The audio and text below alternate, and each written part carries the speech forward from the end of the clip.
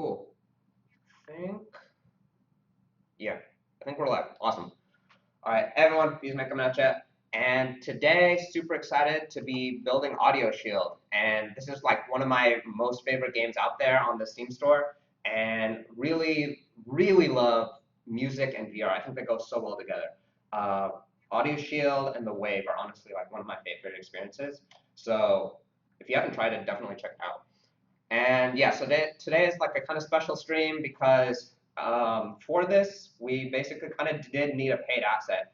And so we're going to be using Rhythm Tool, which you can get from Unity, and it's discounted for the weekend at, I think it's usually $25, and then the developer was super generous because we're doing the stream this week to discount it to $15. So if you haven't gotten it and want to follow along with the stream, I think now is the perfect time to do that. And yeah, we're also going to be giving away 2 vouchers to get it for free by like about 2 p.m. PT Pacific time. So if you want to enter that, then just make sure to follow us on Twitter and then give us a tweet using the hashtag #DropTheVRB. So with that, let me pop up in the chat here so I can pay attention. And definitely love what's going on in the chat. Like, I think that's kind of one of the cool things about it is basically interacting with other VR devs. So definitely continue to do that because I think that's super, super cool. And also, yeah, apologies for last time where like the chat was like super, super slow. Let me know if that happens again. If it does, we might end up switching back to YouTube just because I don't want the chat to be really slow. I just like the feature of being able to actually save these things. So yeah, just totally open for feedback there. And so yeah, I'm gonna go ahead and show you guys on headphones on. And so yeah, we have 2 shields here. I put in this thing here to basically detect where the notes are gonna be aimed for. So, and then yeah, I can basically put this is when the beat happens, and then I just put my shield to block it. So super simple, and the real beauty of it is actually the rhythm detection. And I absolutely love this song that comes with it. That sounds really bad.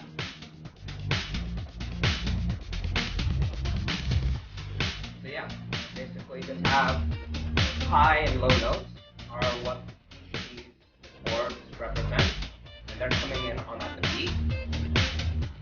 So, and yeah, all of this is being done basically by rhythm. So I'm going to show you kind of what it takes to get something that kind of feels really good like AudioShield, and then it's actually just tweaking his code a little bit.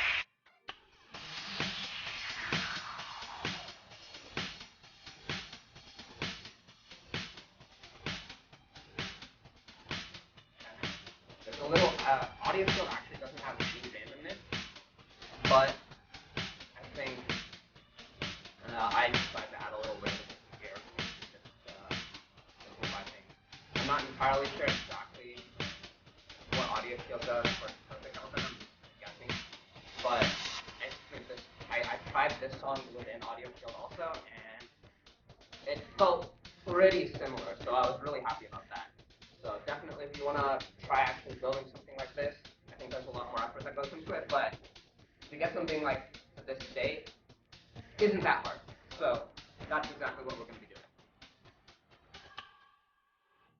So yeah, definitely love that beat. So let me drop that down here. And so yeah, that's what we're going to be building. This again heavily involves the rhythm tool asset. Would not be possible without it. So super excited to be using that today. This is one of those very few times that I actually use a paid asset. I think this one really helps as far as adding that polish to it. And the developer is just super responsive, which I really appreciate. So yeah, let me go ahead and, like always, we're just gonna jump into a fresh new project. And let's call this one, not in Matt, I'll go to my own.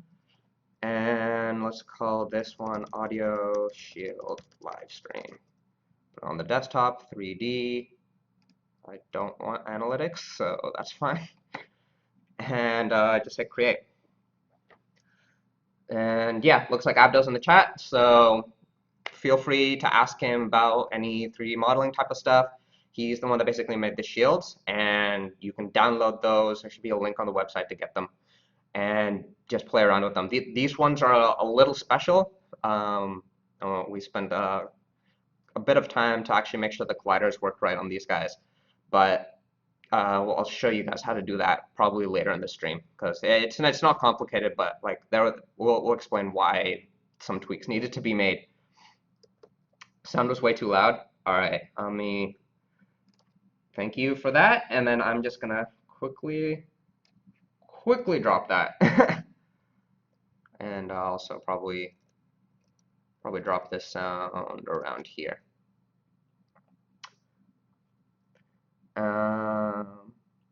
Cool. Yeah, let me know about the sound now if it's still too loud. But gonna go ahead and go to the asset store, and so I'm gonna search for the rhythm tool. That's gonna be the first one we need to use. And yeah, this will be a purchase button if you haven't gotten it yet, and otherwise, like since I already purchased it, we can just go ahead and import that in straight away. So go ahead and do that. That just takes a little bit of time there. And so we're going to need this one, and then we're also going to need SteamVR. Okay, cool. Yeah, I dropped down the music just so that you can hear me over it, but that's something something I got to play around with, that's for sure. Steam, like, for whatever reason, Steam tweaks my music settings a lot, and I'm not a fan of it, but I guess that's what you gotta deal with. Let's see. Okay, there we go. SteamVR plugin. And yeah, I guess I'll also point out here, like the reason to use the SteamVR plugin is so that you get the hand controllers in. Otherwise, even though Unity 5.4 does have the native support, it's only for the headset. It's not actually for the controllers. So you need this plugin regardless for that. So that's super valuable there. And yeah, so that's the basics of it. And so let's go ahead, not those scripts, examples. So I want to show you guys the visualizer. And so this is same thing. I'm just going to zoom out here so that you can see, and then also move this just a little bit.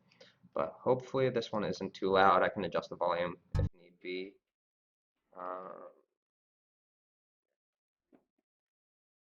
My headphones in.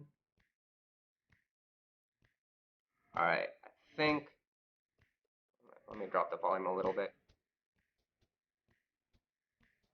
Like, the funny thing is, even when I drop it down to 0, the volume is still, there is definitely still volume, which I've always found a little odd.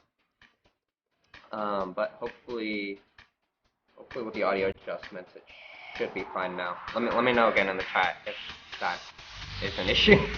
But yeah, so basically what we have here is basically 3 main types of events. One is, okay, sweet, glad that the audio is a lot better now. So we basically have 3 types of events. One is onset. I'm going to take these headphones off because it messes with my audio. Cool. So you have onsets, you have beats, and you have changes. So those are like the 3 main types of events that are going to be happening. You can make it a little lower. All right, I will make it a little lower then. Drop it maybe here. That is a good quote. What is the name of the song? This is I forget where he plays. I think it's in here. Song. Calls this one. I think it's called Rolling On. It's either Rolling On or Depths 2.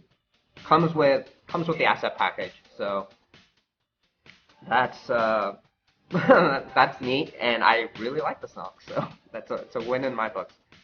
So Yeah. So basically, three types of events: onsets, beats, and changes. Changes are basically when you shift from a very low volume to a very high volume, or vice versa. Any sort of thing like that. And what I should actually explain. Like what you're seeing on the screen right now is that basically whenever one of those lines hits one of the labels, that is when an event is triggered. And so the nice thing about this, unlike a lot of the pre-assets that I was searching for, is that this one has prediction built in. So you can search 100 or 200 seconds, or sorry, frames in the song ahead, and then it's able to detect that, which I think is really neat. And so basically, that's what changes are. So you won't see changes all that often. You see one change right there, and that's just a tone shift in the song. The other one is the beat. So this is like if you ever have seen like a metronome for music, like this is basically when it goes like it's every fourth, or it depends on the song, but it's like every fourth tick for most songs. So it's like 1, 2, 3, 4, 1, 2, 3, 4. So that 4 is basically when the beat happens. And then you have onsets. So onsets are basically, think of it like the notes that are played in the song. So you have basically 4 types. There's all, which I'm not sure exactly what all represents, to be honest. I know I would have figured it's like any note, but that doesn't seem to be the case exactly. But you do have like high notes, mid notes and low notes. So like lows, I guess you have kind of your bass, and then the highs are kind of like your um, not the bass, tenor. This is my music knowledge showing clear, and this is purely why I needed to use a paid asset, because I don't know enough about music. I just know enough to make AudioShield, which I think is still pretty crazy. So that's basically what we're looking at when we see all of the events that are coming in from this asset that we're using.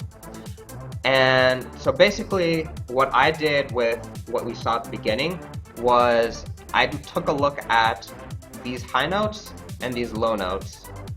And so low notes were represented by the blue circles coming in, red was the high circles, and then I had to make sure that they came in and are synced with the beat.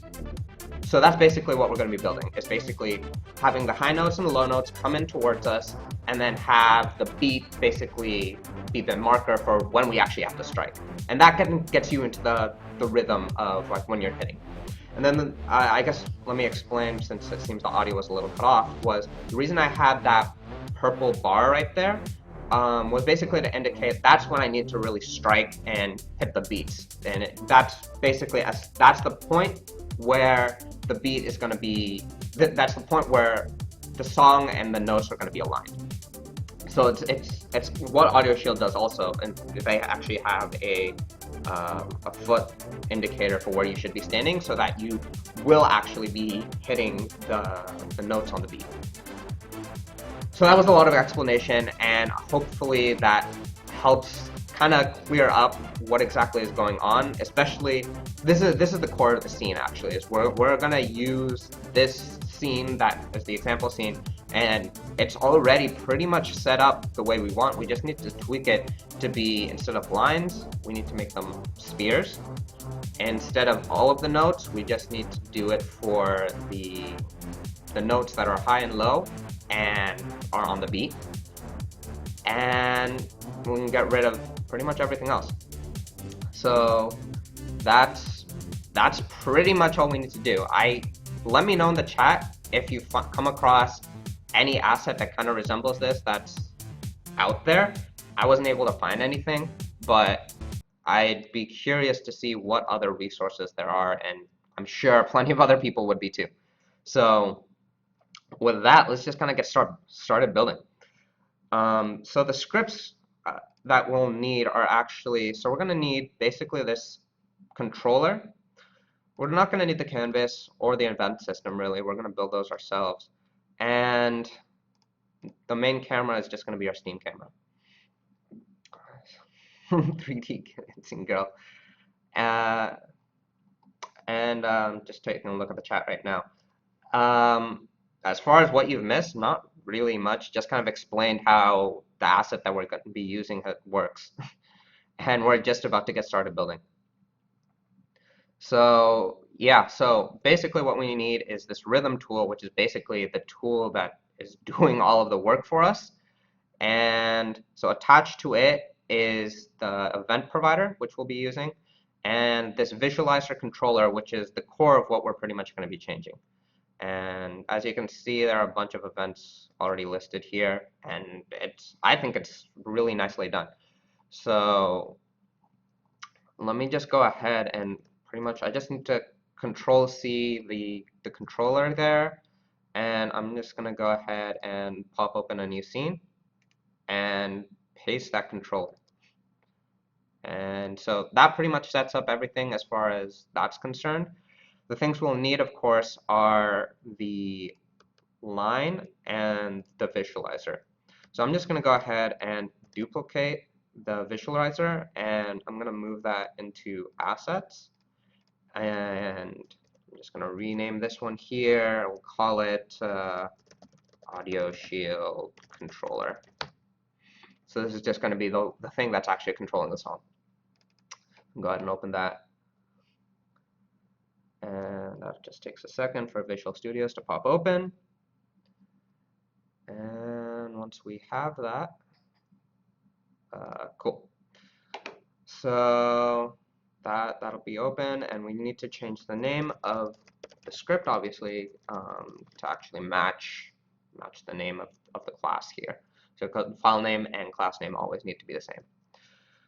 So there's a lot of code in here, but I'll just kind of break it down first before we get started. So a majority of this we're actually not even going to touch, which is nice. But the main things here, so it does a lot of things for, I'm sure you noticed as I was playing the scene, it swapped between two songs. And so those were songs that are just getting listed. Let's see if I have it here. Come on, controller. That just get attached onto these audio clips. So those audio clips get attached, and then it just keeps alternating next song, next song, next song. It's in a list. We can add as many songs as we want. I'm assuming these songs, I actually haven't tested this yet. I'm assuming these songs are free to use as far as YouTube is concerned. Otherwise, this video is going to get flagged for using music that I guess isn't allowed to be used in a video, but hoping that's not the case. And so yeah, we're actually just gonna quickly comment on that line. This draw debug lines is very useful as far as like those visualizations that you saw in the scene view, but not in the game view. This is what it was doing, was drawing the actual audio file. So we don't need that, so I'm just gonna get rid of it. And then you have your update loop for detecting the next song, exiting, loading the song, and then updating those lines and moving them to the correct position. So that all of that logic happens in this method here. As you can see, it's not a terribly big method, but something to keep in mind is this update lines is going to be super important when we actually go edit the code to instead of moving along the x-axis, we move it moving along the z-axis. So hint there for what we're going to be doing. And then we have a bunch of events. And why this script is set up this way, I'm not really sure. But so you have your onBeat event, you have an onChange event, and you have your onset event. So like I said, those are the three main events that are coming. So the weird thing that I found was interesting here is they decide to do this event provider.onBeat add listener for the onBeat and onChange, but they put onset, they set that up in the inspector. And maybe that was just to show that you can do it both ways, but still, I guess I like consistency, so definitely found that strange. But yeah, so we got the updates, we got the onBeat, onChange. We actually are just going to go ahead and comment those out because we don't need them.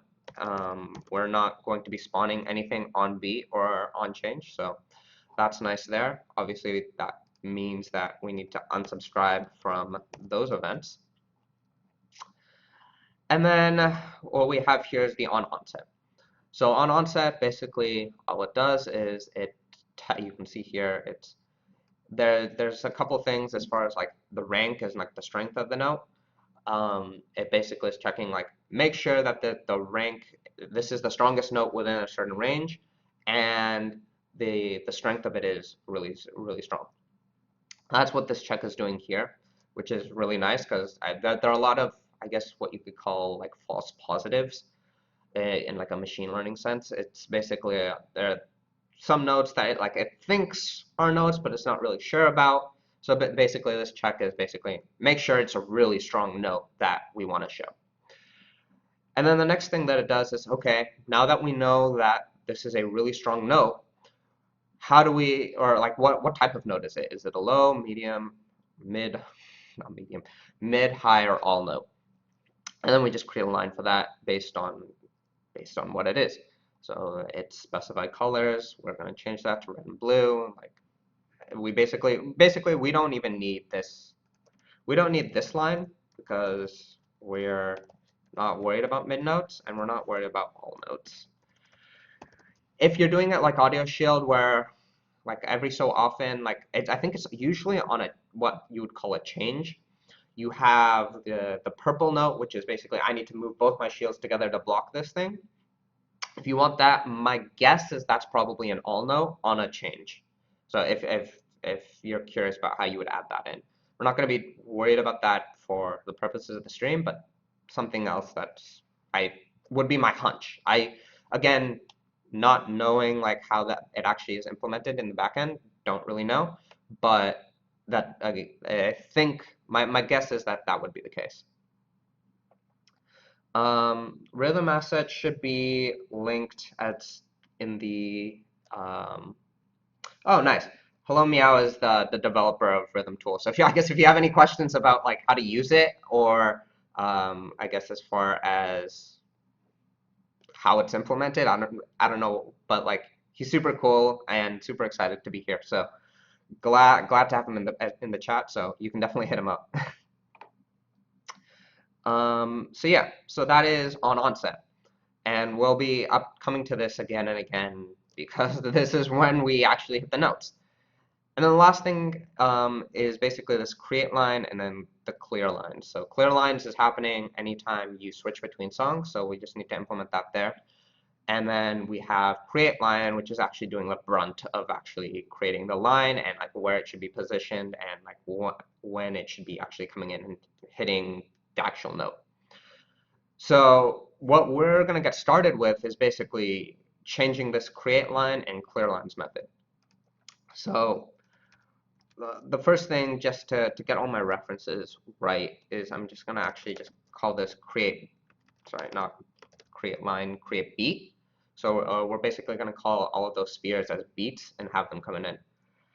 And so we'll ignore the errors for now because we'll come back and retro fix them. So create line basically had 4 parameters. So that was the index, color, opacity, Y position.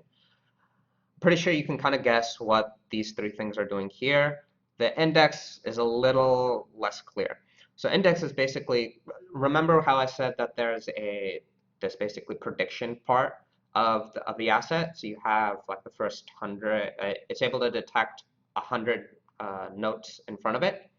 That's basically what the index is. It's basically telling you when in that 100 note span that we're predicting this note is going to be. So this note could be happening one frame from now. It could also be happening like 88 frames from now. We don't really know, and the index actually lets us do that. So that's what that's doing there. And as you can see from the create line, we actually just get it from the onset value. So that's super neat. So we're just passing that in. Color, opacity, Y position, they're all this like standard. They're just for coloring the note.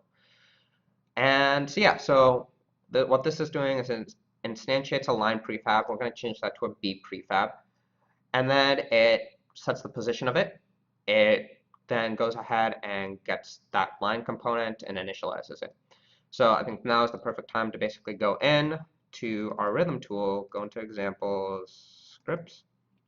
There's a line script in here. I'm going to go ahead and duplicate that, move that again to the assets folder. And we're going to go and call this beat, for lack of a better word right here. Go ahead and open that up. and reload. I'm not really sure what it does there, but we're gonna let it reload whatever it's thinking. So we're gonna be changing this one a lot because we do need to keep track of a lot of variables to make this work. But yeah, so there's the color, opacity, and index. So as far as everything else is concerned, I think this is fine for now. I just want to keep it as its own separate class so that we keep all of the rhythm tool stuff. If we ever need to reference it again later, we can do that. And so yeah, I'm just gonna close this because it's having issues. uh, yeah, I think it's if you I should okay. Let me since Hello Meow is bringing this up as far as like naming is concerned. I will point out that this document here is really nicely well done. So if you do have questions outside of the stream, like if it's during the stream, make sure I just post it in here and we'll try to figure it out together. But if it's outside of the stream, like and you have the rhythm tool documentation, you can definitely go ahead and just look at this. I think most of the stuff in here is really well explained. This is basically how I figured out how to use the tool.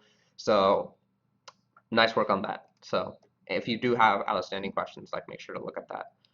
And yeah, so now we are going to go ahead. We have our line prefab. We're going to change that now to a, let's just call it beat prefab. And we just need to go ahead, or is it? So instead of line prefab, I'm just going to name this beat prefab.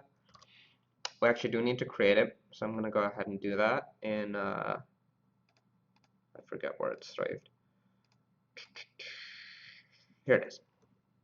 So this is the line. He has it as a cube, and we're basically all we need to do. So if we just look at this as an example, all we really need to do here is change the mesh to a sphere and change the line script to the beat script. So we can actually just do that in the editor.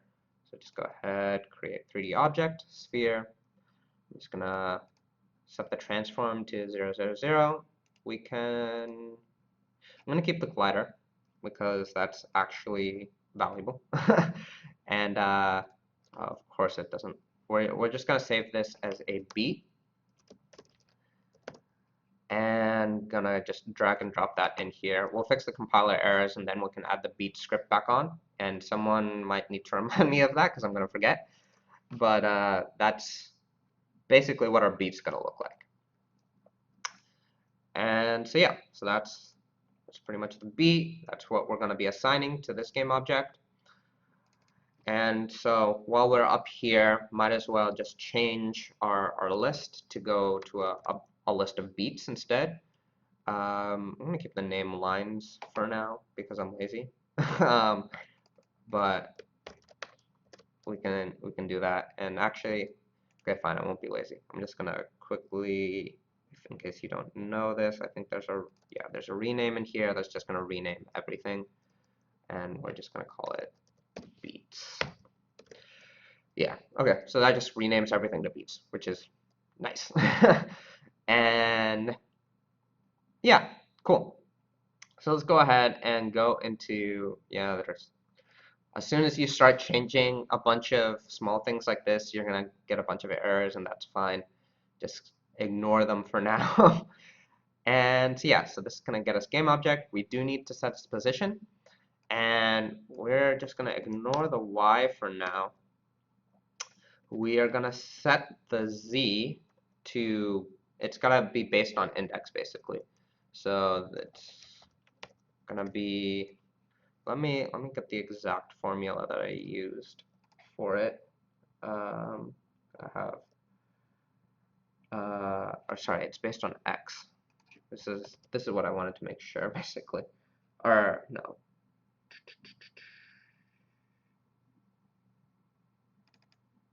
Okay, got it. So for now, it's going to be based on the index, and we'll come back to it in a second, and I'll explain what this is actually, what we actually need to change it to.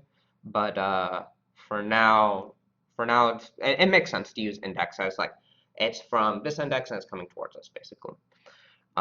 We will need to change that, and that's fine.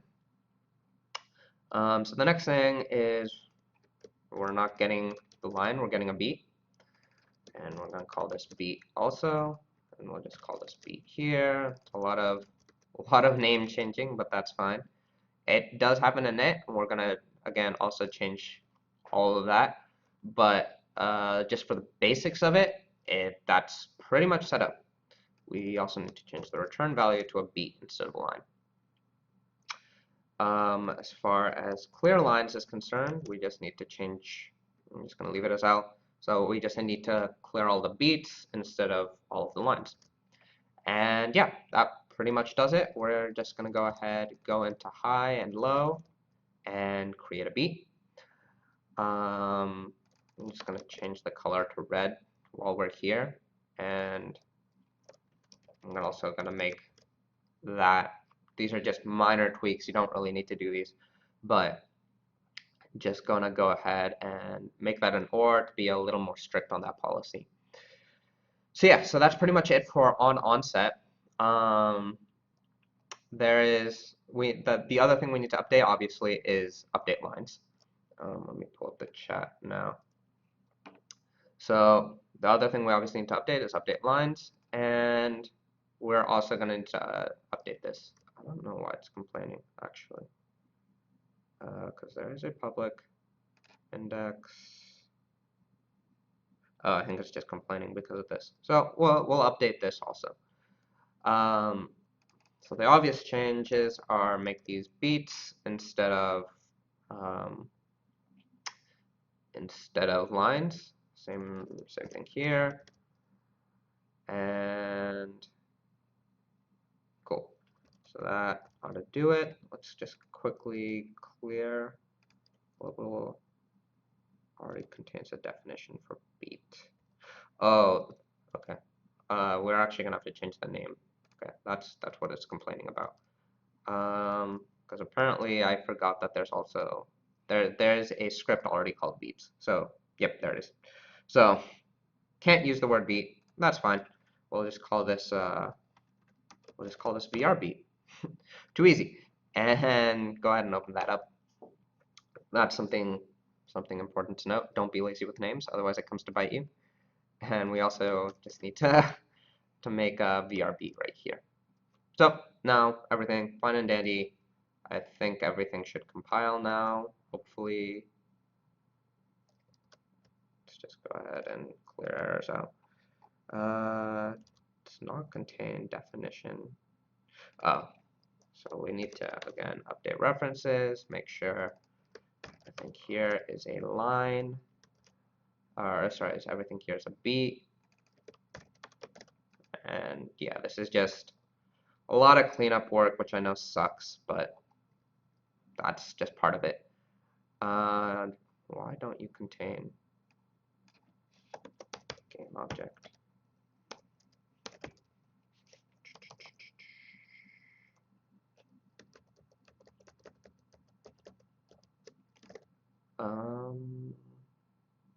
Oh, these are all now VR beats. Duh. So gotta go ahead and update those. That's fun.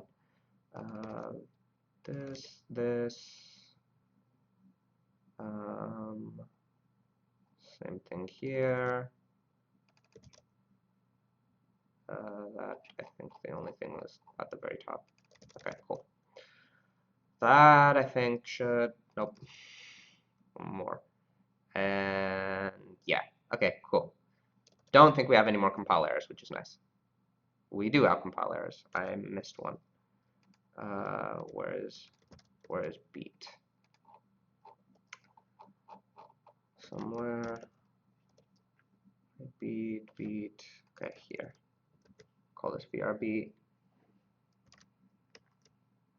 And there is one more at 209. Awesome. Oops. And VR beat. Cool. That I think does it. And so now, hopefully, we do not have any more compile errors. Cool. So this, I will say right now, is not going to work because we do need to change update lines. And that basically needs to be changed. The crux of it really is at the bottom here. So this is like a bunch of removal code, which is valuable. Like, don't get me wrong, like that's super valuable. This code here is basically this code is like, so like right here, this code is really the crux of how it detects like where every beat should be according to like how fast things are moving. Yeah, it was not the happiest of times, but uh, sometimes got to do what you have to do as fast or as I guess this is slow, but that's life. Um, and then the crux of it is really right here where it updates every single beat to be based on that position. So for this, there's a couple things. So it captures your current position, that section of code, into its own function. Which section of code are you talking about, JFalcon? This code or the bottom code? But yeah, so basically here we capture its own position and then we update the x position. So that this is again based on that lines moving sideways like this, and basically based on the magnitude values that are set, we basically we figure out how far away the line should be from basically wherever it's supposed to be at that final destination. So for that, the code here for the x value was updated. What I'm actually going to do is, and probably the best way to describe this visually, is so in AudioShield, so what he's doing here is just one-dimensional. It's like moving it like this. In AudioShield, in the ideal scenario, you have notes coming from this huge, vast array of possible abilities, and they're coming towards one final destination that's right here. So they come and basically go along this direction. Now, what that basically means is there's a constant direction that we're following, and we know the magnitude distance that it should be away from that position. So we basically need to multiply this scalar that they're using right here for the magnitude times that direction, and that'll tell us how far away we should be. So for that, we need to keep track of a direction, and we need to calculate this magnitude. So at its most simple thing that we need to do is like, first let's refactor this code here into a magnitude variable, just so that we aren't just working with the x direction here. So that's really simple. Just gotta copy those two lines here into those variables and get rid of that. And once we have the magnitude, we basically just need the direction. And for that, I'm going to start with the simplest case, and then we'll expand to like having a fancy direction vector. The simplest case being, we know where it started. We're going to assume 0, 0, 0 is our endpoint, and so we're going to just calculate a direction vector from that. So for that, we actually basically need to go into our VRB class, and we're going to add in a direction vector. So this is just going to be a vector. I'm just going to call it direction, and it's, I guess, initialized to 0, 0, 0, but since we have this init thing that we're calling, we can go ahead and use that. Actually, I don't even want this local scale. We don't need that. And I'm just going to say direction from the init time is going to be transform dot position dot normalized, and so we need to make the negative of that. And the reason is the current direction vector goes out to the position, but we want it coming in. So for that, we need the negative. And we've normalized it, so that's perfect. And so our position is actually going to be L dot direction times magnitude. So this is basically, or actually, sorry, this is not the negative, this is positive. So it's direction out and then pushed out to how far away that magnitude is. And that's basically, well, the magnitude gets smaller and smaller and smaller, so that keeps pulling our beat basically closer towards us. So that's basically right there for everything that we need to do. So we have the magnitude and we have the position set. Perfect. And so how are we doing on time? 10:40, perfect. Probably in like about 20 minutes, depending on where we are, take a break. And I want to actually show you guys how AudioShield actually handles the same songs that we're playing around with, because I think that is also, as far as like actual like workflow is concerned, like that's what I did. I was like, okay, what is AudioShield doing here with the same song, and then like try to map it back and forth, which I think is pretty cool. So yeah, so now we're creating beat, we're initializing it, we're doing correct initialization, clearing the lines, creating the beats, and at this point, I think it's time to give it a test. One thing we do need to do is go here, and instead of this visualizer controller, to go ahead and add in our AudioShield, if it will allow me to. Yeah, AudioShield controller. Go ahead and add that, and so we're just gonna set this to be 2. Let's see if I can copy these references. Nope, can't do that. So it is depth 2 and rolling on. Just go ahead and add those to the audio clip. Go ahead and add our controller to the rhythm tool and the event provider.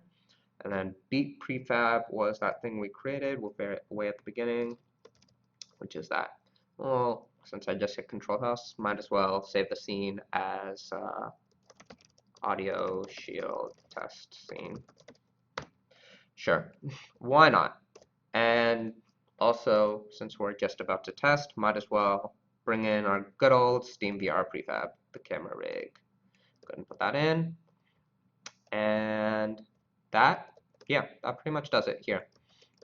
Let's go ahead and hit play. Hopefully the audio doesn't kill anyone. So those debug lines are still there. That's fine. We can see lines being created. I'm not sure where exactly they are going. Let's go ahead. Come on. Let me go ahead and pause this. Oh, you know what's happening? Or part of the problem is I forgot to get rid of this. We don't need that. And okay, cool. So at this point, just gonna go ahead and check a few things. So one thing I'm noticing is we're not spawning beats. The other thing I'm noticing is actually I don't even know if this audio is playing. Let me check that. So audio is playing, which is good. And so yeah, so now time to figure out why beats are not showing up. So that I guess specifically has to do with this. So I'm just gonna leave this as let me set those conditions to the same thing that I had. Oh, you know why beats are not showing up? Because I don't think I set no, I did. Okay, so beat is here. And let's see. Okay, so we set the beat prefab, we create the beat prefab at 00 index, sure. Let's see. Now the fun debugging begins. Okay, so we set controller correctly. Let's add in here. Let's just add in an error. All right, just a log for got here. Gotta make sure that we're getting into our on set. We are not. Okay, now I know why. So the reason for that is because I need to assign on onset. And so we can do that, go there and go to AudioShield controller on offset. That would explain it. So now I don't even need that. So there we go. Go ahead and save that. And so hopefully now, there we go. We are creating a bunch of beats.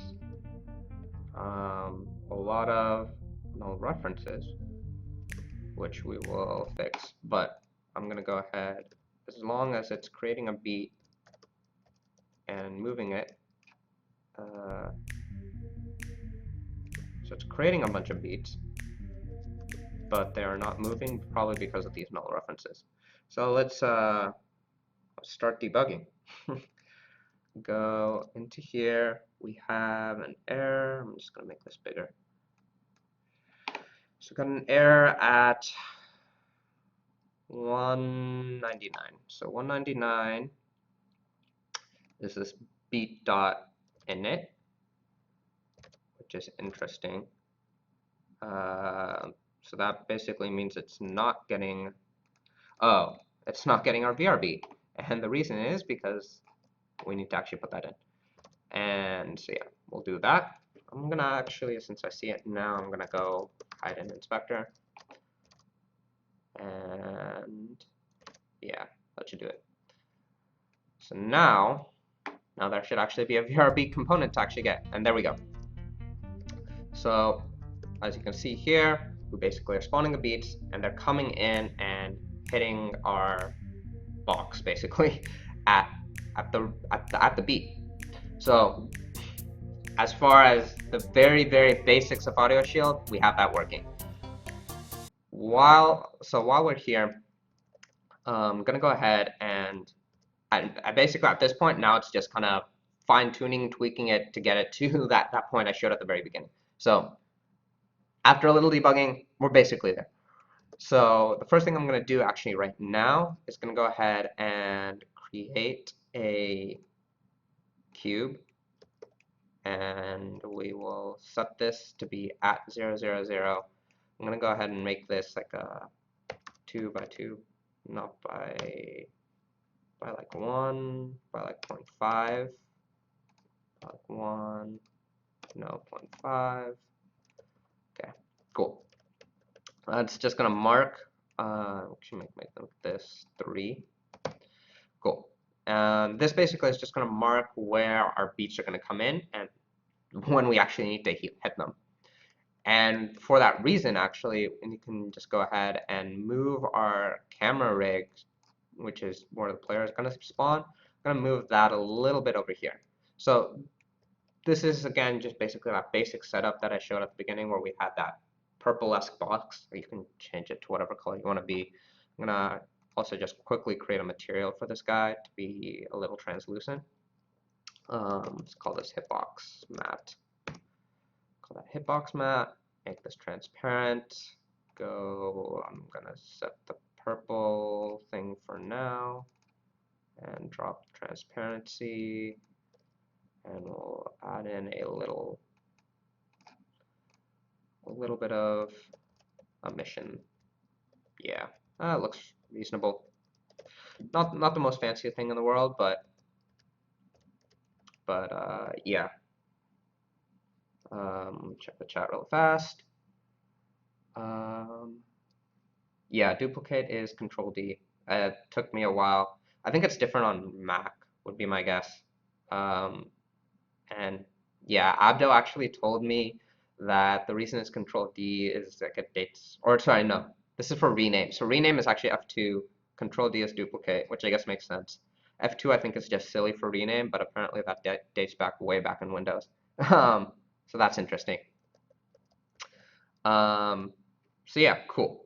We have our hitbox, we have our player spawned. I think the next step is just making the notes, I guess, a little more believable, probably a little slower. I did add like a speed factor to it, and then changing the actual notes color. So pretty, we're pretty much on our way here, which is cool. So yeah, I'm gonna go ahead and one thing I will do, so the first thing is probably making sure that the beats that we choose are always on beat. And for that, I actually have this tidbit of code for the check that I'm going to use, which is, I'm just going to copy it just because I don't want to remember syntax. So this was that OR condition that I tried to do at the beginning and then went into debugging mode. And then the other condition that I add is make sure that whatever note we're looking at is always on the beat. So that is basically going to make sure whether it's a low or high note, doesn't matter. If it's not on the beat, then we ignore it. So actually, so when we say equals equals 0, that's basically saying this note is not on the beat, so then we are ignoring it. Otherwise, what is beat returns, I believe, is 1, 2, or 4. For basically, it might return some more stuff, but it's basically either a whole note, a half note, or a quarter note. And those are basically the types of beats that you could basically be on. And those are all like fun to play around with. I just want to, if you're not on any sort of beat, I'm just going to ignore you. So that's that condition, pretty important there. Next thing we're going to do is on the create beat. One thing that you'll notice on AudioShield is based on the, I guess what you can call it, volume of the song, you see that you have this huge change in like where the notes are coming from. They generally come a lot higher than you want are thinking. So for that, actually, I'm gonna, for the Y position here, I'm just gonna pass in onset dot in, where is it, strength? Did I use strength? Yeah, we did use strength. Onset dot strength. Yeah, cool. That's what I'm gonna be passing in for intensity, and we'll just name this intensity. And I'm just gonna straight up set the Y position to be based on that.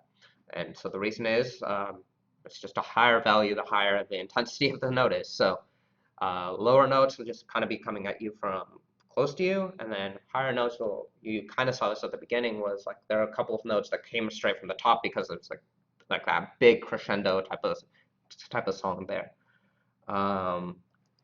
So that's what we're going to use for the Y position.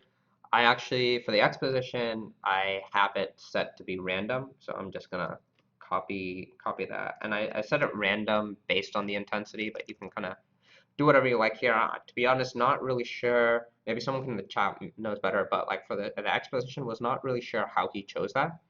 But it seems, from what I understand from AudioShield, it seems pretty reliable. Like the song is always the same, no matter what you do. Like there's no randomness involved in it. So I'm using randomness here just kind of as almost you could say a gimmick because I don't know what the exposition is doing. But curious if anyone in the chat knows what they would recommend putting there. But yeah, that's pretty much it for as far as position is concerned. As far as Z position, so as we saw up here, it's actually, this is the formula that we're basically using to detect how far away the note should be. So actually for Z position here, I'm gonna go ahead and pretty much just kind of copy and paste this formula, or it's yeah, this formula right here. Yeah, go ahead and copy and paste that. I saw someone posted that they knew what the X position was in the chat, so I'm gonna check. Oh, is it really not the same? I felt like, I guess I'll need to jump into it, but I thought it was always the same. It felt like it was always the same, or at least I believed it was always the same. So yeah, so this was basically the formula I was using for the Z position. It's basically the final position that you would use. This part right here is based on how much you've moved from, I think, the cumulative change. So you can basically ignore that part. But this is the core thing. The one thing you do have to pay attention to is the fact that cumulative magnitude smooth is not is not basically a public variable, so, or yeah, it's not a class variable, so we actually have to make it a class variable, which is easy enough to do. Just go ahead and copy that, move that up here, and we'll just say private for now. And then down here, in doing this, we do need to actually add in some checks whenever we actually use cumulative, because like the first time it'll be null basically. Every time after that it'll basically be set. Something not consistent. Okay. Okay, well then then I don't feel bad using random. if it is actually basically doing a little randomness, I don't feel bad doing randomness either. I like, from what I felt like, I thought it was consistent, but if that's not true, I'm happy. But cool.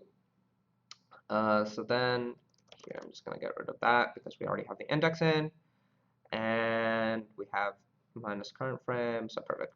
I believe that is exactly, yeah, cool. So yeah, so that's the position we're gonna be using. You can play with this however much you like. You can base this on intensity. You can not base it on intensity. You could add a random seed in it to, I guess, always make it consistent, but then it's still kind of random. There's a lot you can play around with. That's for sure. But that pretty much just gonna go ahead and set up the position there. And now if we actually go and play it, we should now see it coming from a bunch of random places, in theory. There are a lot less beats because of the changes we made.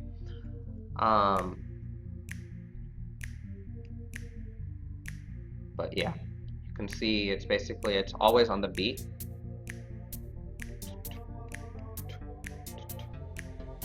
Yep, always on the beat, which is nice. And now we just actually, the next step from here is really just coloring them. And that is pretty easy to do. We just have to go in here instead of, so a lot of syntax in here that I can never remember. What I ended up doing, okay, so what I ended up doing here is I'm gonna go ahead and create a material. And we're just gonna call this beat material, name it however you feel like. And we're gonna also make this one transparent. And we're going to, basically, all we really need to do here is just apply that to the beat. And then we're going to change the material colors based on what it actually is. Okay, so apply that just so that we have a transparent material as opposed to the default material.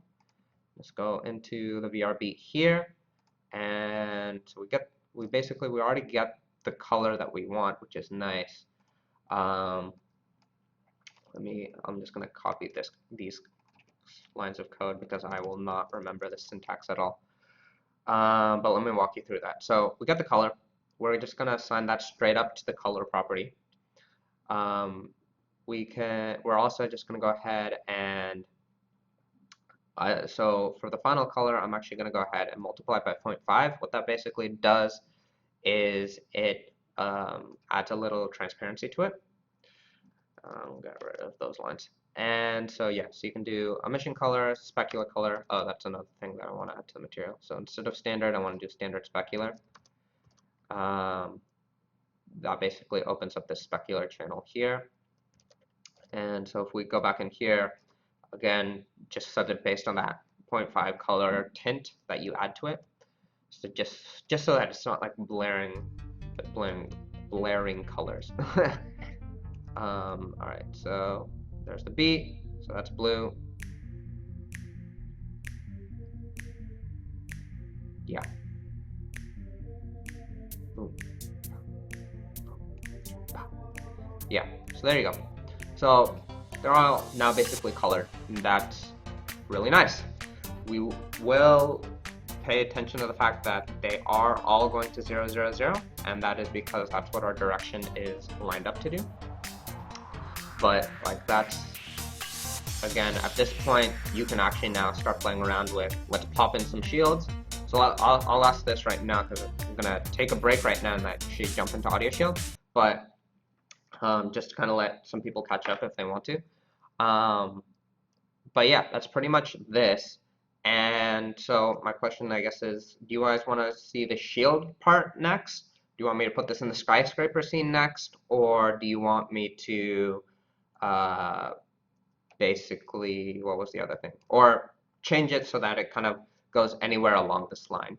Or any final destination. So that, well, all of those require some tweaks, but let me know in the chat what you want to see next. But in the meantime, I think it's time to actually jump into some AudioShield and actually see what's going on with these beats.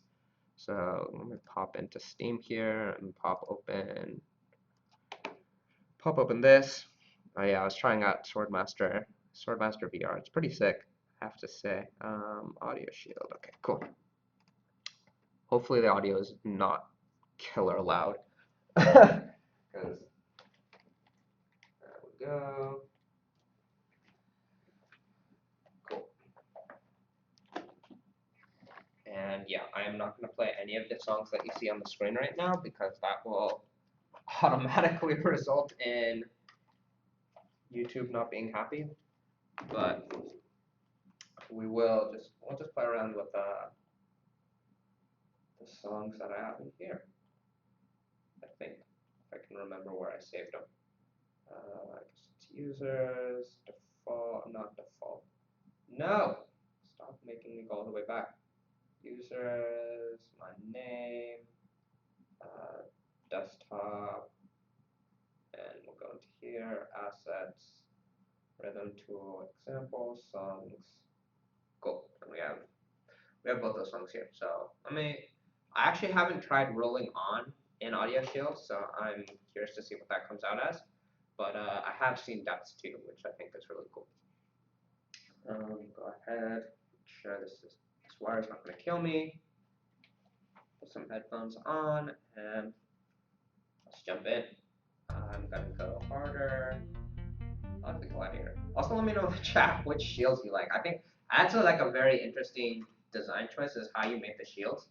I know a lot of people have their own preferences. It seems like a lot of people like Monarch. I'm a huge fan of Gladiator actually. There we go. Come on, shield. I kind of need 2 shields to play this game. Alright, so let's go ahead and hit start. And yeah. So definitely a lot of things. Especially I love those types of notes, but the multiple notes, but they do get me off beat. Oh, now I can't. I wonder if you guys can hear anything.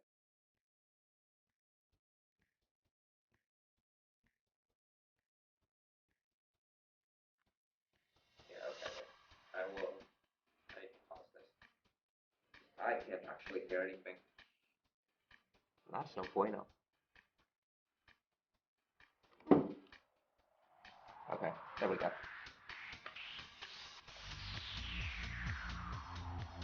Alright, there we go.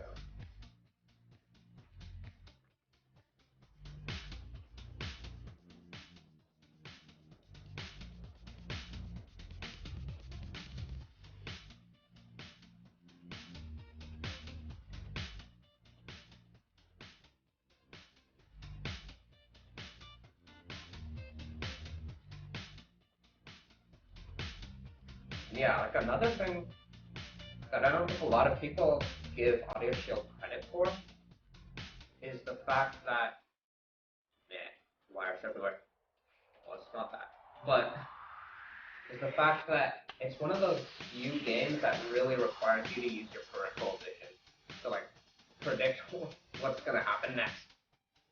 And I'm not nearly an expert on it, but I really like that, and it's something that you don't really see in a lot of VR games. A lot of the action is set straight in center, but AudioShield is really one of the only games that really lets you actually just jump in, and I have to like use my eyes to basically guess, not guess, predict where more assets are coming from, more notes.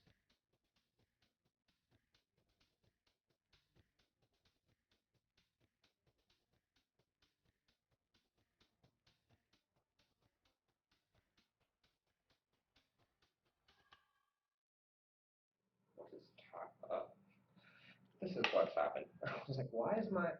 Oh yeah, and for those who are curious, this is the vibe that came from Mindshift. So shout out to them also because my other vibe died. It was sad times. I'm sure some of you might have guessed from last 2 weeks ago. Um, but this is working great, so I'm excited. Let's try this one. I'm super curious to see how this guy goes because I wasn't getting the best results when I played with this song in the system we set up there, but I'm curious how this feels. Oh, okay, I guess I have to be standing technically here. And yeah, so these are the feet that I was talking about.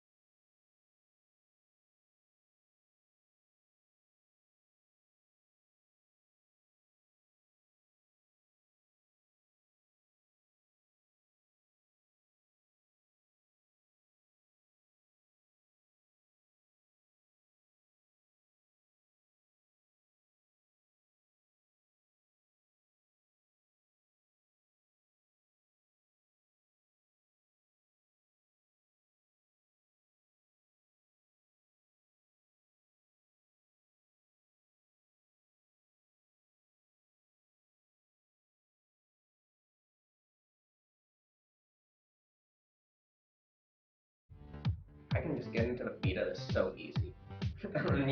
It's like, yeah, and you forget that you're actually live streaming right now.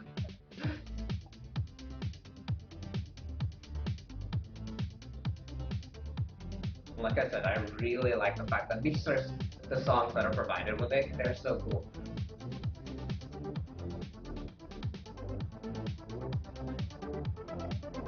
No.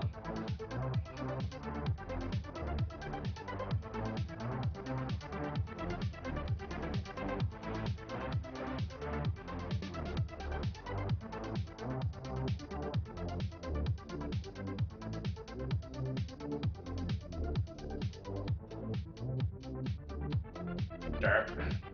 That was an easy one.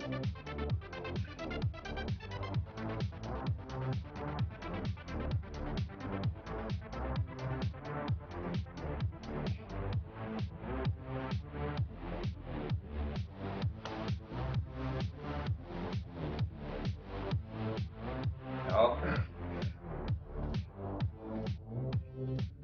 I guess that's what I get for being on harder. But like this definitely makes me feel like I'm on the beat, which I love.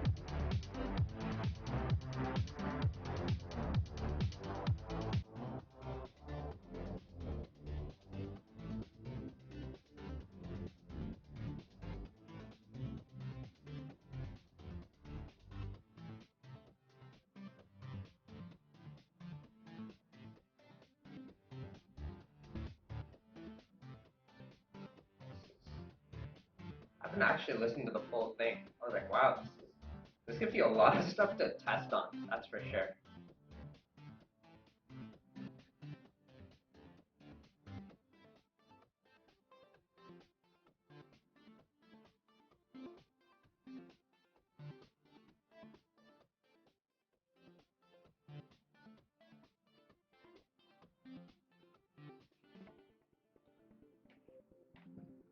Yeah, that was really well done. Wow. That was my first time trying rolling on in there, and I think that song is really, really well suited for this. Especially for testing, because it's like you feel the beat, that's for sure, and that I really like about it. All right, so yeah, that is both of those songs in AudioShield versus, well, I guess using Rhythm Tool. Um, there are definitely some differences as far as like what we're implementing versus what uh, is in AudioShield. I'm not really sure how he chooses like harder, normal, and just hard modes, but I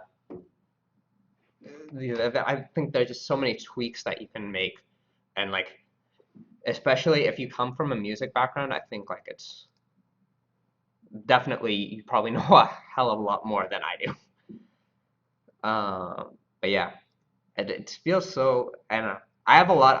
I just have a lot of enjoyment going into those. You just get so wrapped up in the music. Let me go ahead and quickly check this out. So tracking works. The way onsets are different. A couple.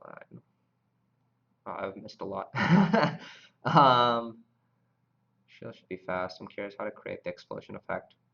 Oh yeah. We can do the particles. That's for sure. This is some bad moves are redeemed for the special games. I'll be able to get with it. Gladiator Spartans. Um, oh yeah, what happened to my Vive?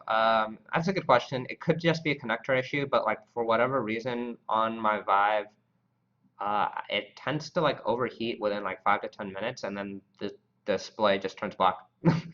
I don't really know what it is. I think around same problem using get thrown off. I wonder what AudioShield in 360 would be like. I think you'd have to handle audio mix in 3D space, especially for it.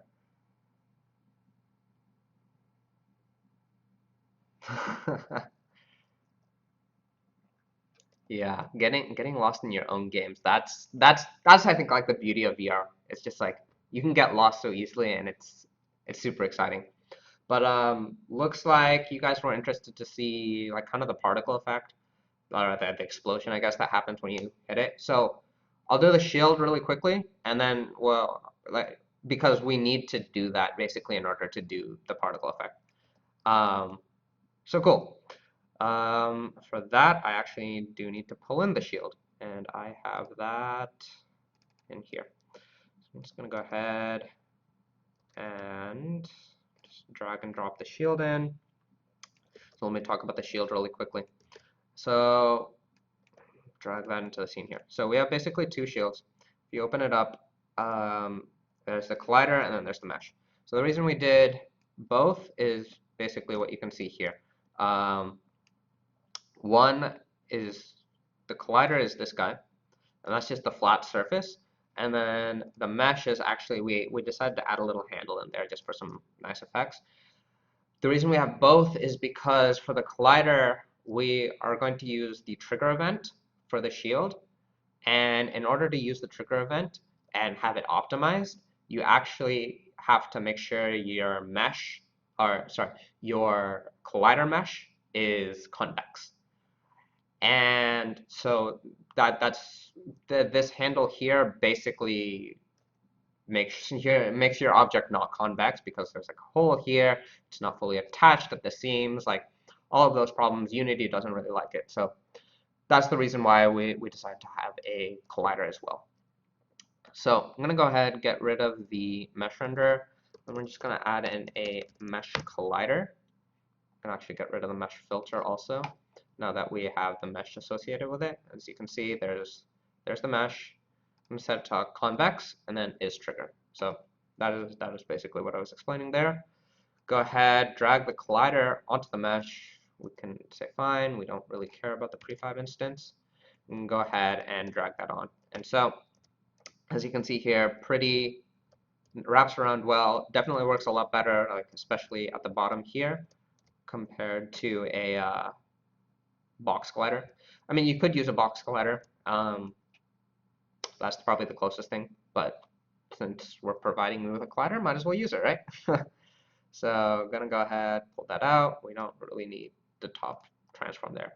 So we got the mesh render, we got the shield. I'm gonna go ahead and pop open the camera rig and those two guys. And we're just gonna drag our shield mesh onto there. Go ahead and reset that to 0. And I actually don't remember, oh sorry, not to 0, because it's everything. So we didn't actually fix the scaling on this guy, so we're gonna have to reset everything here to 0, 0, 0. The Z, I believe, was set to 270. Yeah, 270 is right. So basically your controller is just gonna face, so with the current rotation, face down like this, and then the colliders, or the shield, is gonna be wrapped around like that. So that's pretty much that part. I'm gonna go ahead and set the scale to like 100 on all of those, just for my own sanity's sake. And we're gonna add a rigid body, not with gravity in its kinematic. So the rigid body here is gonna be important to actually capture the on trigger event. Go ahead and duplicate that, put that on the right controller. Again, just call it shield mesh. And yeah, so that rigid body is gonna capture our trigger event and put that on the shield. The only thing we really need to do is just add a script. So let's just go ahead, call this shield. And we actually don't, I'm gonna leave them in, but I don't think we need them. I don't remember using them. Better point, I don't remember using them. So this is on trigger enter. We do care actually about that. What is the syntax on it? The syntax is collider.other. Let's go ahead and do that. So collider.other, pretty much all we have to do is one thing, is if you do have a more complicated scene with a bunch of other meshes and colliders that your shields could possibly hit, you can either use on the beats, basically just go ahead, and what I'm going to do here is basically just create a tag. You could also do a layer, either way works, but basically just go ahead and we're just going to call it the beat tag, and we're just going to go ahead and tag it there. So that's the beat, and in here what we're going to do is say if other dot tag, other dot, come on, fine, equals beat. Then what we're actually going to do, I don't know why it's complaining. Okay, fine. Other dot, or destroy. Yeah, why is it complaining? Is there an error I'm missing? No? I think it's just being slow. Just go ahead and close that, because autocomplete should be working, and I really appreciate when autocomplete works. So let's go ahead, close that. Cool. So for this, gonna just go ahead, say other dot,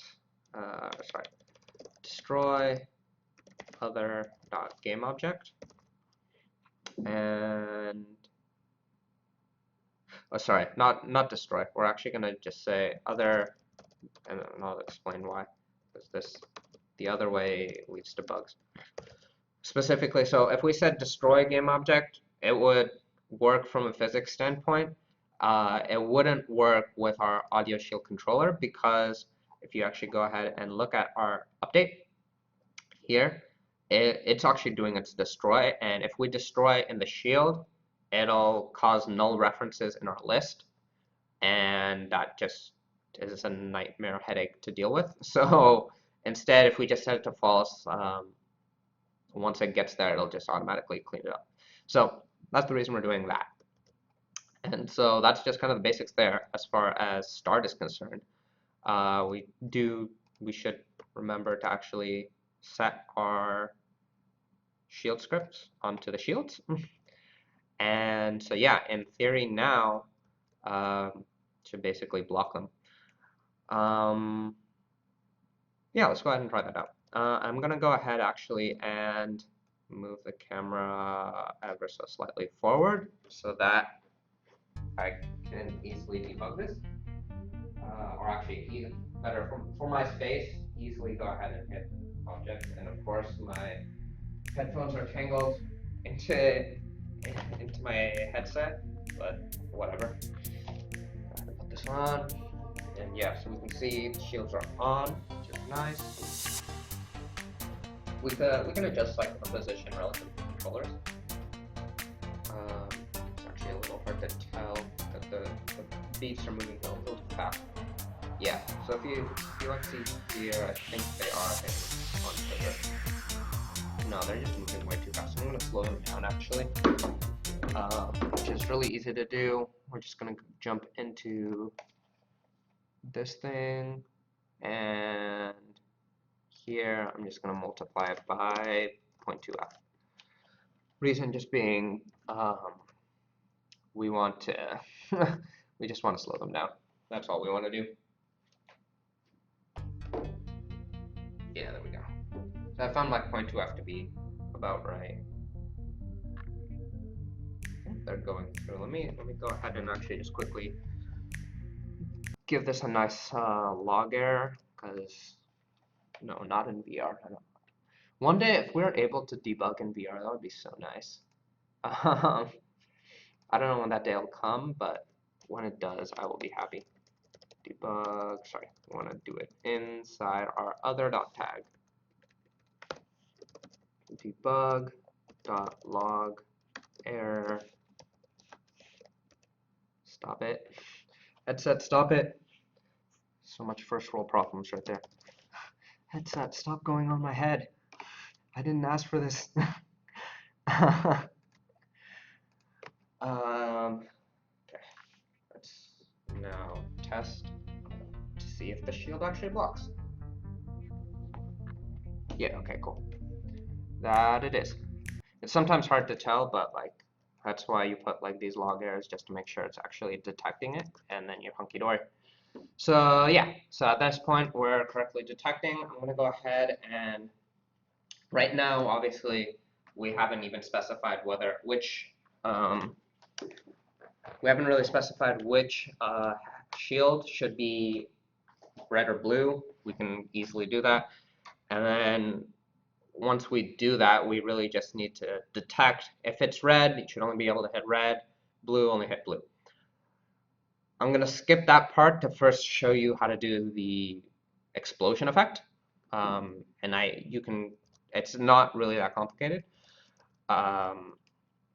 Really, the only thing I did in the starter project that I showed you was I went into here and I went to add a particle system. So I'm go ahead and do that. I just want it under the mesh.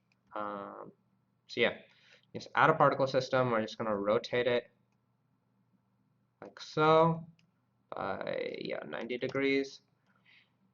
And we just have to tweak some settings here. So we want the duration to be like, actually the duration doesn't matter too much. No, duration matters for like how long it's going to be active. So just go ahead, set the duration there, set the lifetime to about 1 second, I think was fine. As far as speed is concerned, we can change that. I'm going to first change the shape. So the shape is basically where it emanates the particles.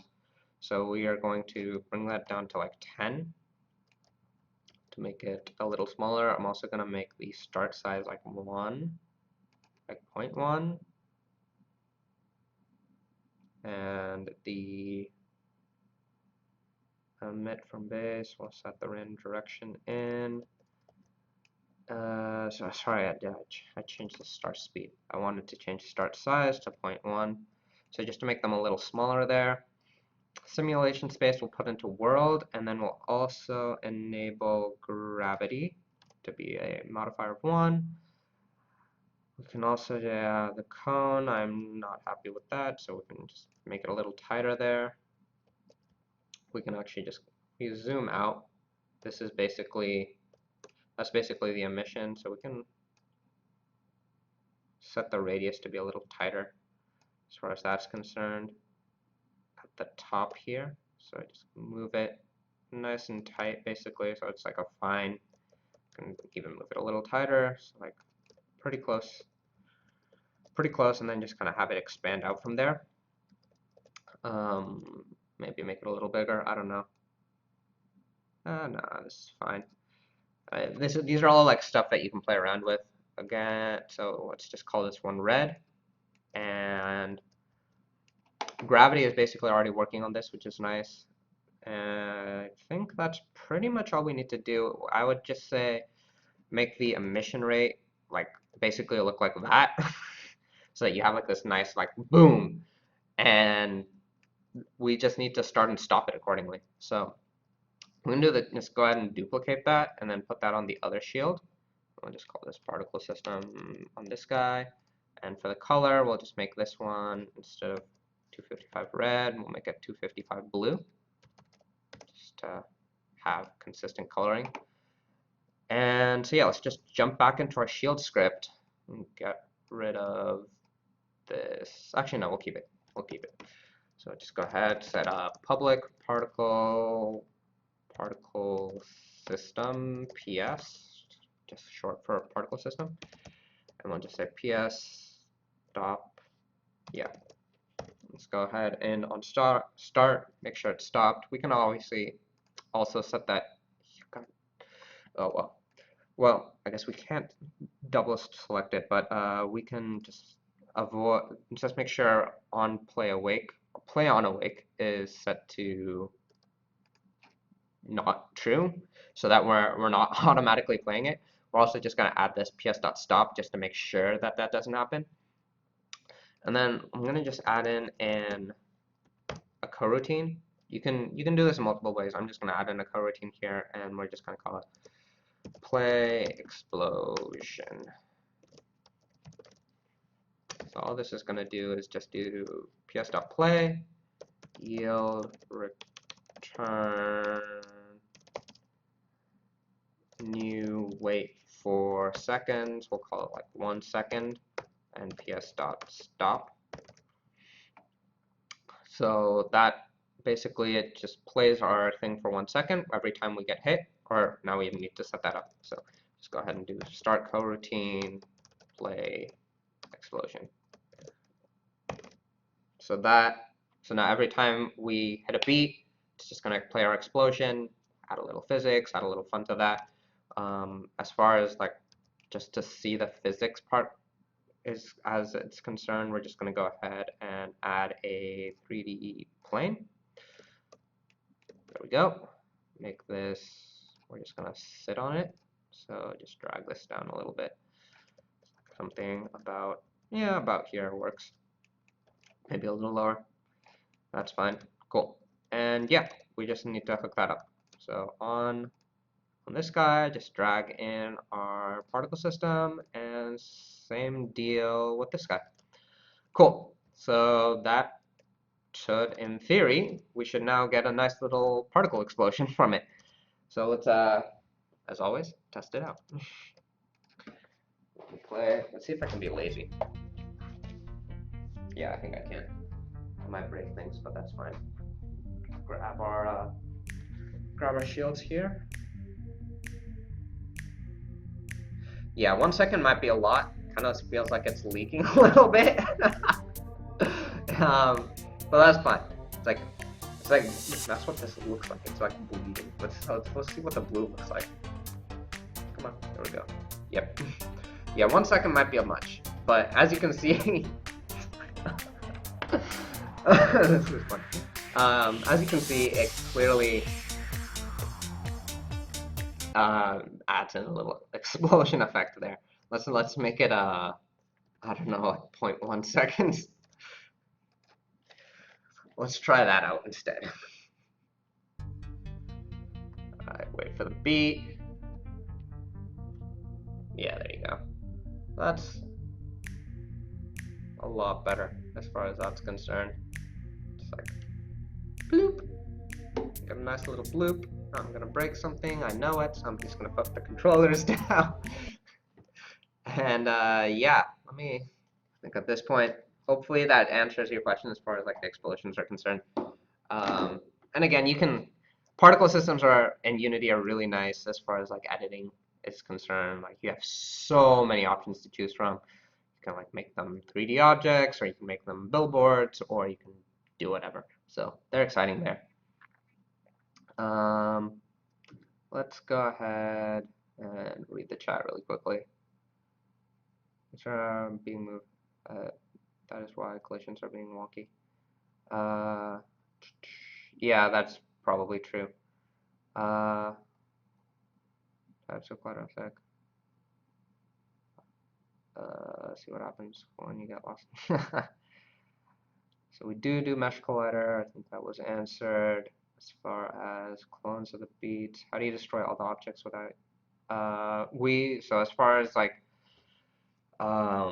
destroying all the objects, we have a list, and basically whenever you get to 0, when the magnitude is 0, then it gets deleted. Or when the index gets to 0, that's when they're deleted. And I can actually, let me bring up that code really fast because that's an important point. Can I drag you back in here?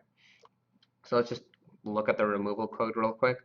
So what's happening here is that basically each beat has its own index, and that's like the frame in the song basically. And the rhythm tool basically tells you what the current index in that song is.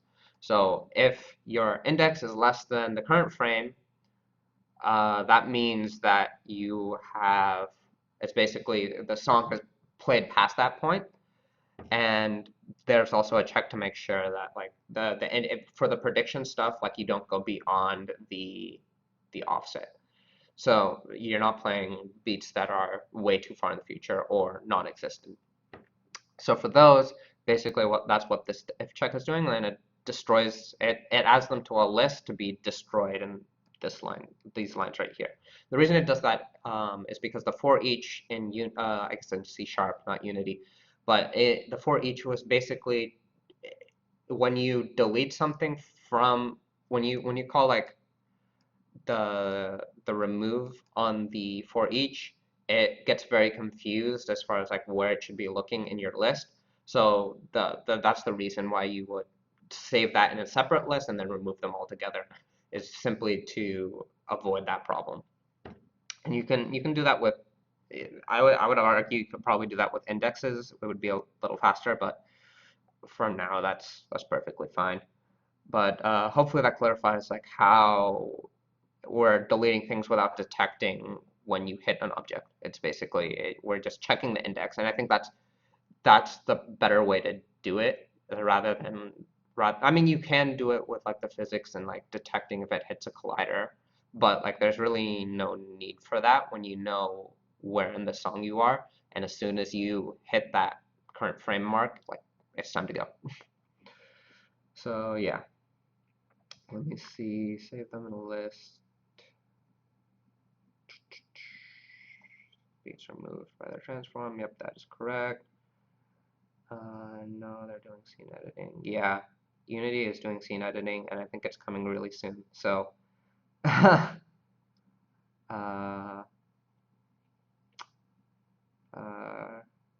red blocking. It's a native one line, 125 object to destroy. Yeah. Okay. Cool. I think I'm caught up. Hopefully. Yeah, so that's pretty much it. Let me know, like, as far as like particle explosions, I have like probably about like 20 or so minutes. So let me know in the chat if there's like anything specifically you want to talk about. I'm down to like, if you have like other questions entirely, I'm down to like switch topics to that. But yeah, I mean, like we've got most of it there. Like, really, the only other thing would be just changing the get destination component of it, and then obviously we can add in the skyscraper. Like, let me do that while I'm waiting for stuff. Is like let's add in the skyscraper, because why not? Let's go to the asset store. I like the skyscraper assets, like one of my favorite assets on there. Oh, it's like that and enchanted forest. Skyscraper. Free only, because I can.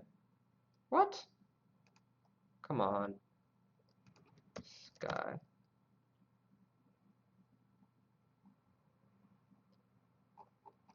Where is it? Fine, I will just get rid of that. Go to free. Not the destroyed city. I wish this one, I really like the destroyed city, but it just doesn't seem very optimized. I think probably because it's just a really old asset. FPS, fantasy, set building.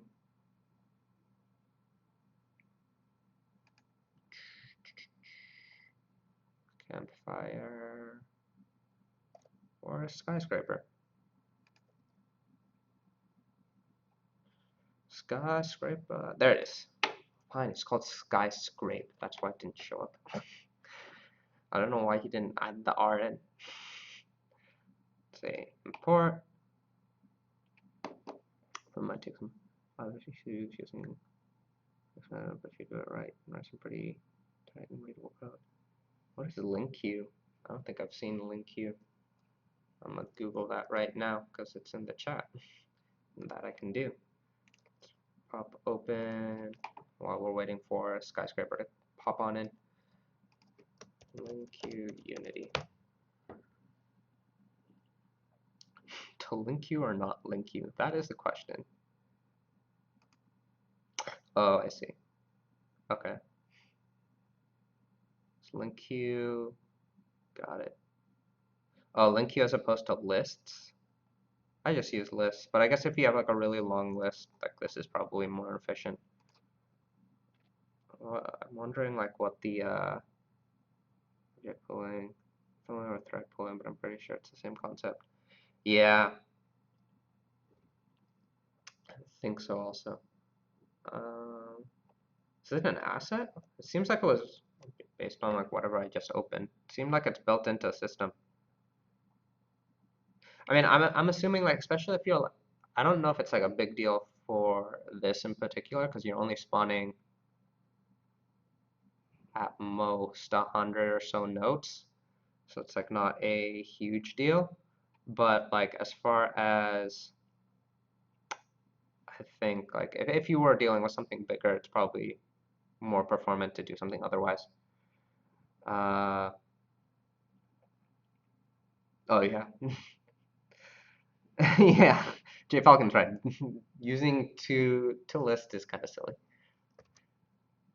Okay, so that's imported. Let's just go ahead and add the skyscraper in.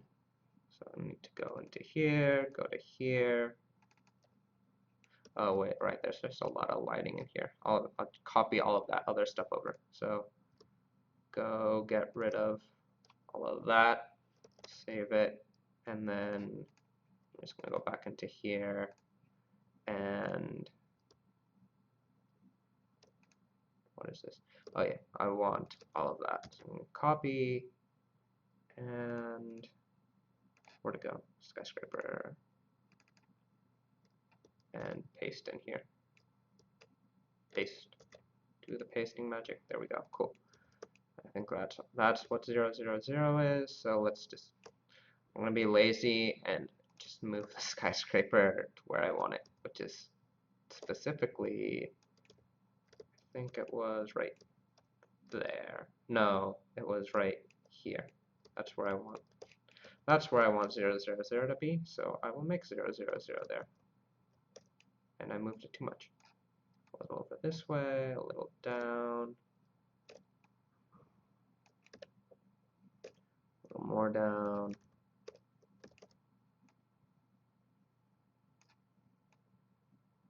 About zoom in. Okay, I moved it a little too much. So now a little back. Close, so close. In VR, this would be so much easier. As soon as Unity adds that VR editor, actually, I feel like the VR editor will probably be the same as the Unreal editor or Unreal VR editor.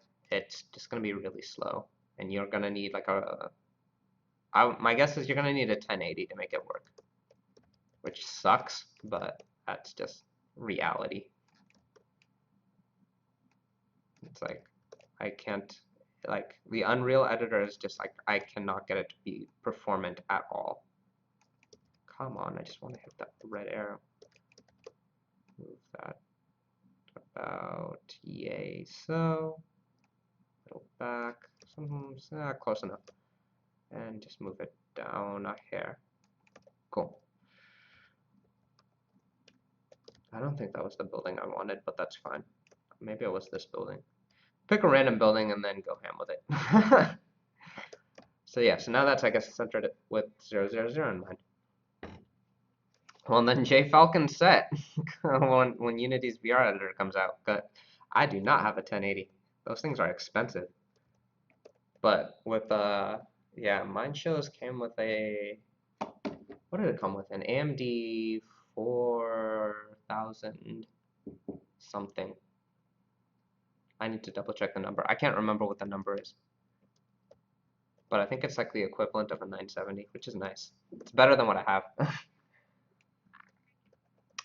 All right, so that pretty much does that. And so yeah, at this point, we're in the cityscape. Have a nice emissive material. We can add materials. Actually, I want to add materials to the shields because I like the color that they came out with. So for that, I'm just gonna create a red shield material. And yeah, definitely let me know. I'm just having fun right now. That's all I'm doing. But if you have any questions specifically, like I'm happy to answer them. They don't have to be about this. They can be about pretty much anything. Or like also like if you have questions about other random things like after the stream, like you can make sure to post those in our questions page, and that someone will get to them. That's for sure. Let's go ahead and is this the red one? I can't remember. This one's the blue one, so we're gonna go on this one and drag and drop this guy, and just like the other one, gonna go ahead, set the alpha to 100 and make this super emissive, and can't remember if I did anything else. I think that was it. And we'll do the same thing with the blue one. Let's call this blue. We'll go back to that code you were looking at before. Sections. Yeah. This guy. Oops. Oops.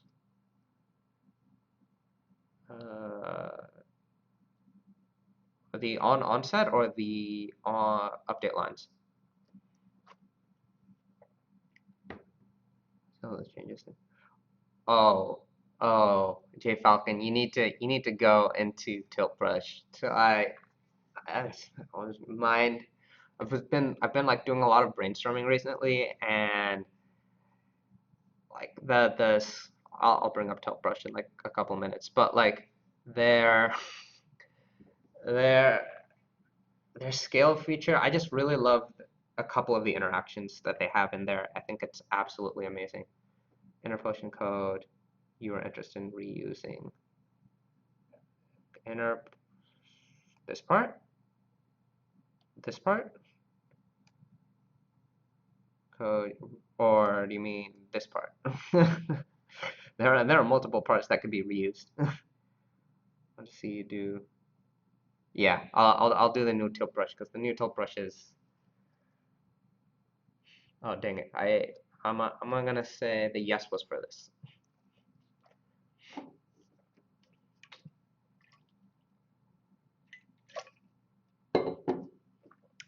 No, that is some good water right there. Complete portion with proper syntax. Complete portion with proper syntax. What do you mean by that? Like full? Oh. I see. Yeah. Yeah. I think was this then right click? All right. I'm gonna let you walk me through this because this is this is something new. I get to learn something, which I'm always excited by. Right click. We got. I'm feeling a long text coming in, or a long chat message coming in. And this is also like quick actions. All right.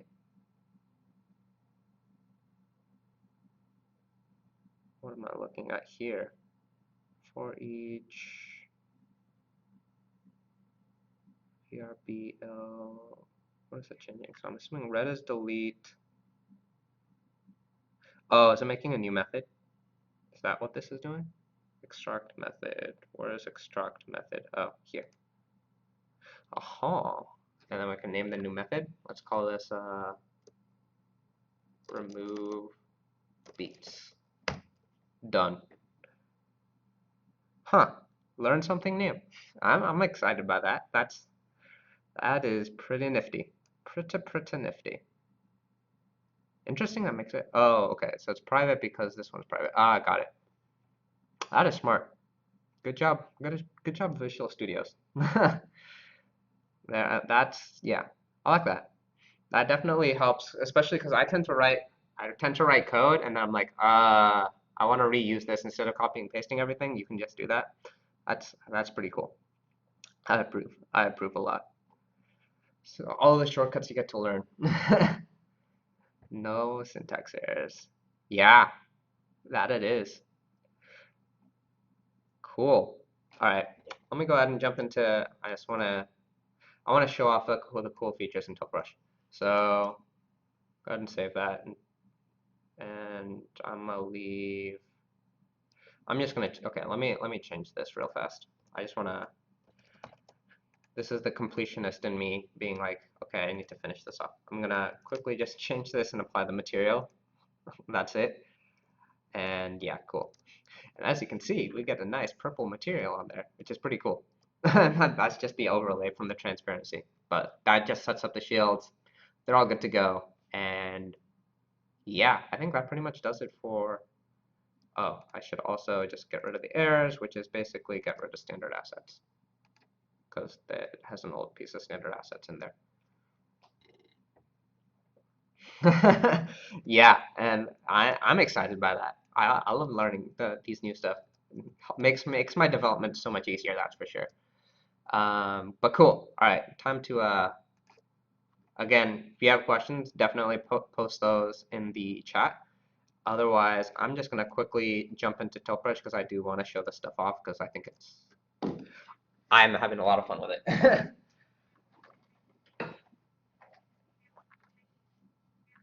All right, let's maximize you. And like these tools, like I really wish they were part of the tutorial. I honestly really do. Like it took me a while to figure them out. And I'll actually make this like AudioShield specific because this is kind of what I did in prepping this actually. Is let me throw the headphones on and whatever. Cool. So we got standard stuff. Just gonna do that.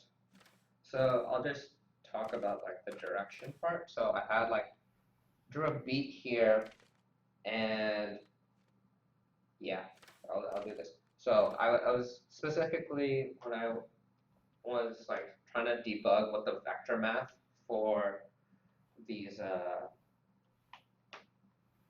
get destination was. Like that's very quick prototyping of what this is, what this was. This was going to be 0, 0.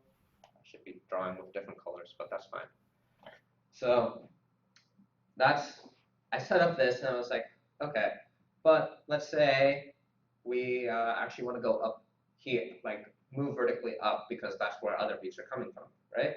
So this is the best part, is if you hold both grip buttons down, you get this nice little tag between them. So I can scale my scene, so I can become a giant. I can also push it up, pull it down, and now like if I wanted to create like this giant meteor red type of thingy, like I could do that up here. Just drag a nice meteor.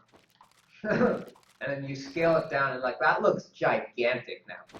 But like you get a real nice sense of scale, like this is what it's gonna look like in the video game if I put a giant thing up there. Here's like a smaller version and here's how it comes towards me. I can also just like to get a real nice sense of scale as far as like if I drew a vector, I'm gonna shrink the tilt here, I can like draw this line, and like right now it looks tiny, but if I just like zoom in, it's like, wow, that's like super far away. And like it gives you that like really nice sense of scale. And I absolutely love that. I can also just like rotate it around, like say I want to go right here, and I'm not even moving at all. Like that's how cool this is. This is like I don't have to move. I'm just like, oh, let me just grip around here and just get a really nice sense of scale. Like this is absolutely amazing. Like as far as like just prototyping a game really quickly. It's like, oh, let me draw my character stick figure. Actually, like, no, let me do it to scale. So you can like set your base scale. Basically, it's like we can probably go a little bit bigger. So this is like our base scale. Just go here. Actually, I don't want that there. So with my head. Oops, eraser. Cool. So I have my head set about here. Just drag down to about there, and then drag up. Well, okay, fine. It doesn't see down there in my current setup, but that's fine. Let's go ahead and get rid of that. So this is the base character, and then let's like, okay, I kind of want my world to be about like this big. So let me just draw my world in right here. And it's like that's the size of my world. How does that feel? It's like, oh no, okay, I kind of feel fenced in. Let me zoom out, make it even bigger. And you can keep doing that really quickly, really easily. For VR prototyping, like this is the application, and that makes me like really excited about like the potentials of like what it could be used for. And I have no idea how well that came out as far as like on the tilt brush screen, but hopefully it gets you excited as far as like what you can use that for. And of course, like with their export feature that's built in now, you can use that for like create a mock-up of like some random model that you want to like put in that's better than like building it with cubes, and you can do that. So yeah, that's how excited I am to see where Tilt Brush goes. And I'm also excited to see where Andrew Nakas's OpenBrush GitHub goes, and that's like an open source development for Tilt Brush. So, and I think he's actively really working on that. So excited to see where that goes.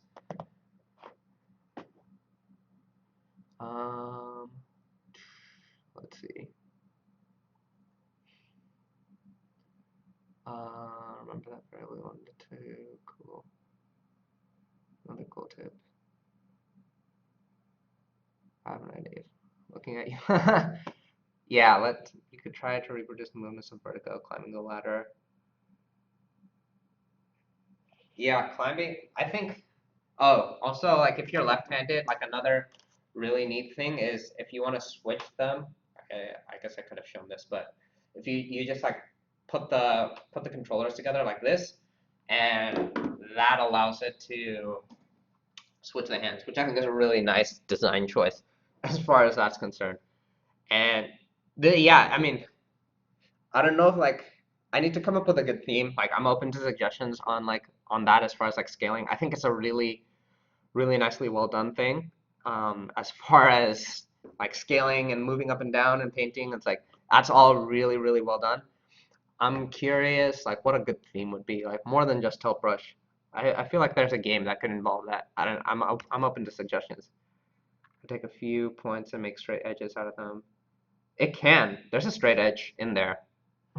I'll show it. Because we got a few minutes, I'll just jump back in. There's a straight edge tool.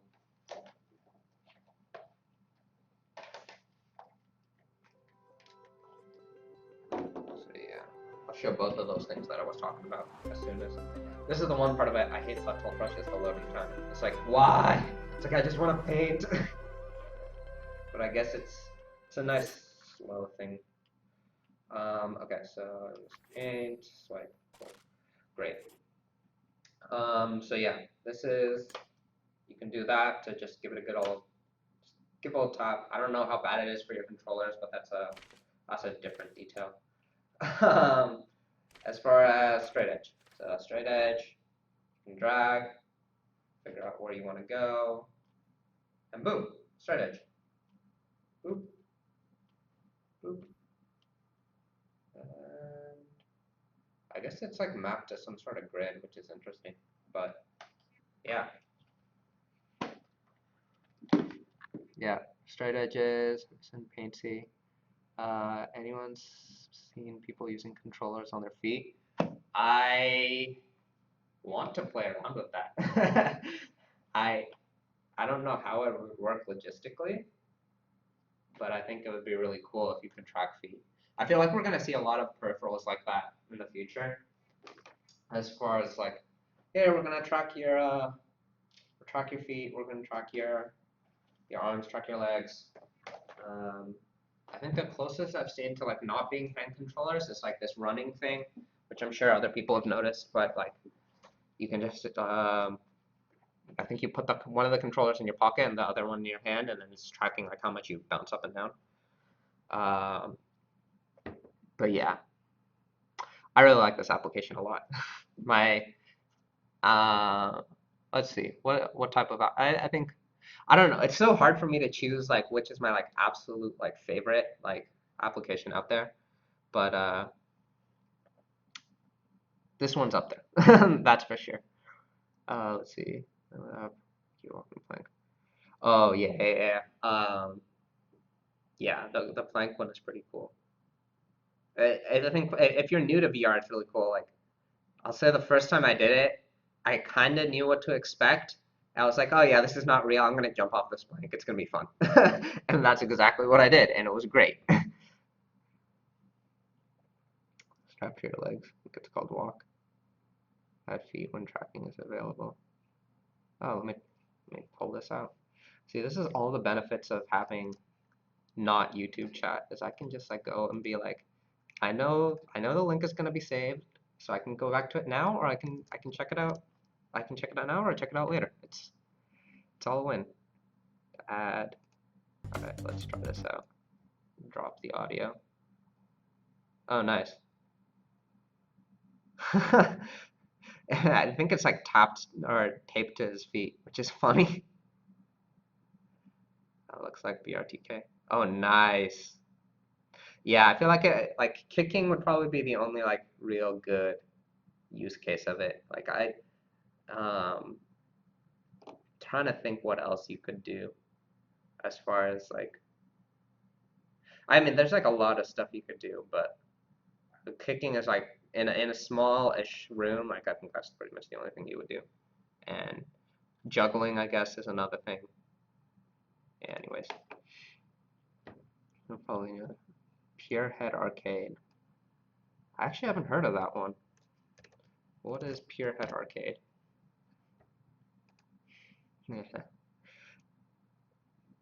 Ads. Go away. This is go away ads. That's what I get for using incognito. Oh, nice. Actually, I think Stone Fox created something really similar with the VRTK, which is cool. But like, yeah, this looks fun. I think it's like Carnival or something like that. But yeah, I should definitely check this out. This looks like a lot of fun. I'm totally down for Carnival games. That's a thing. Yeah, definitely think, yeah. This is all cool stuff. That's the beauty of it. Like you make like we're as developers, we get to choose what we make and we get to play around with all these other things, learn from other people. And yeah, I get to learn from you guys as well, which I'm excited about every time I stream. It's like there's something that you'll learn. But yeah, I think that pretty much wraps it up for this stream. Um, Hope you guys enjoyed. I had a lot of fun with this. If you haven't, then make sure to follow us on social media, like our Facebook page, or follow us on Twitter. And if you want to be entered in the voucher, I know a lot of you probably already purchased it now that it's at a 40% discount. But if you haven't purchased it yet, then just send us a tweet with the hashtag #DropTheVRBeat, and we will make sure to do that raffle in probably about 2 hours from now. And yeah, excited to see who who wins that. But again, hope you all enjoyed it, and definitely leave feedback in the chat as far as like what worked well in this stream, and like since it's all saved, like that's really nice. Like I'm totally open to suggestions. I just kind of have been trying to experiment with this as far as I personally really like this chat, and like I really love what's going on there. So yeah, again, thank you guys for watching, and I will see you guys next time. This has been FuseMan, and I'm signing out. See you guys later.